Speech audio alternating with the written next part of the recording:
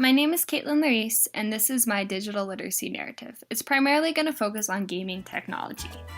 That being said, my first piece of gaming technology was a light pink Nintendo DS. Nintendo was a company founded by Yamauchi, Furushi Yamauchi, September 23rd, 1989, and my dad got me this Nintendo. Now, the thing about my dad was that he was super against video games, and if he was going to let me play a game, it would not be violent in any way. The only game I was really allowed to play was Nintendogs, which came out April 21st, 2005, and it's this virtual game where you take care of puppies, and you really raise them and explore this small virtual little world. It's only you, it's not multiplayer. However, my mom was the complete opposite. She was a gamer all her life and had no problem with violence in video games. And because she was a gamer, she was able to give me a very old Dell laptop. Dell was founded by Michael S. Dell in 1984 while he was a student at UT, University of Texas in Austin. And I am a fan of his work. I loved this laptop. It was heavy, it was loud, it was kind of scary when it started up, but it allowed me to play online games. Now, the first online game I played was a game called Webkinz.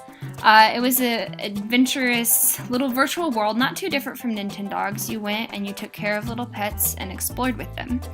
And as much as I loved Webkinz, in the midst of my middle school teen angst, along with my lack of eyebrows, a certain sort of bloodlust grew inside of me, and my love for small puppies subsided. And the online game I turned to was called World of Warcraft. As you can see, it's still a pretty adventurous game, lots of bright colors and exploring. However, it is a violence-based game. There are quests, there are monsters you need to kill, you can equip weapons and armor, and it's not only just a violence-based game, but it's a multiplayer game. So you can connect with people online and you can start to make friends, which I did. But I do have friends outside of video games. I have a lot of them still, and believe it or not. And even though I still didn't know how to have eyebrows, I started to go over to my friends' houses and play these games with them. And something I noticed was that their games ran a lot smoother, they were a lot more interactive, they were a lot more fun, and this was due to the fact that they had a thing called an Xbox. I would go over and I would really only be able to play games for short periods of time because, again, I was in middle school and I would, hang out for a couple hours and then have to go home. But a game we would play was Skyrim, and I loved it. So I told my dad that it was this fun adventure game where you would go and you would explore the Nordic countryside while wandering through a lazy evergreen forest with your friends. It was completely non-violent and purely curiosity-driven and adventure-based. However, that was probably the biggest lie I've ever told my father. I'm sorry, Dad. Skyrim is, to say the least, a very violent game. It's all blood splatters and gore, and that being said, it is probably one of my favorite games out there. It's an open world game made by Bethesda and Iron Galaxy. Those are two producers, and it came out November in 2011. However, I really didn't get to truly play this game until my junior year of high school. That's because it wasn't until my junior year of high school I was finally allowed to convince my dad to let me get an Xbox. So the Xbox was founded by Microsoft in 1988 when they decided to create a gaming console. However, the first version of this console really didn't come out until 2001.